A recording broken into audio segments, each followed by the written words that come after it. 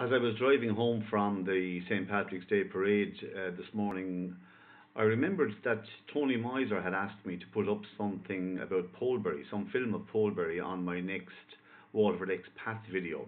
Now, unfortunately, I haven't gotten around to putting up episode 5 of my Waterford Expats video series yet, so I thought I would drive home this way and put up some film of Polebury for Tony. So, Tony, we're driving along here now, heading in the Ballytruckle direction. I'm not sure the name of this street. I do remember my Aunt Margot's parents lived in one of these little houses here on the left. And we're approaching Polebury here now. It's coming up on the right. I don't know if the place looks much different to you now, Tony, than it did back then.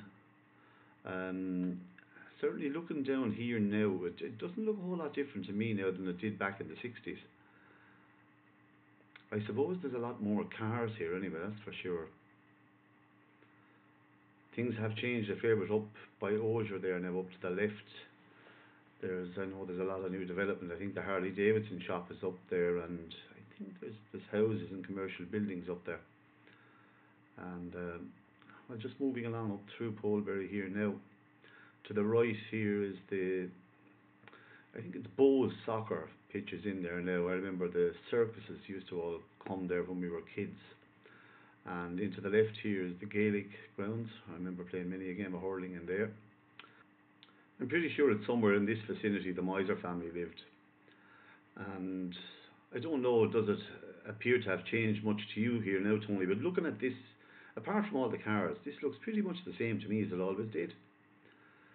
We're progressing up here now, and we're coming up to the canal, or the St. John's River.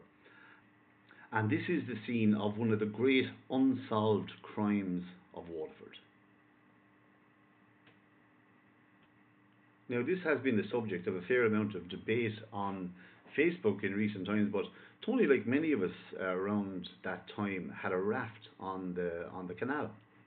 Now, it was well known by all and sundry that Tony's raft was in fact a work of art, and was undoubtedly the best quality raft on the entire canal.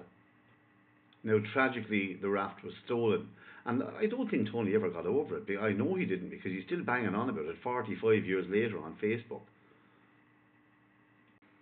Now, I can reveal here exclusively today that the Gardaí have reopened the case of the stolen raft and are following a definite line of inquiry.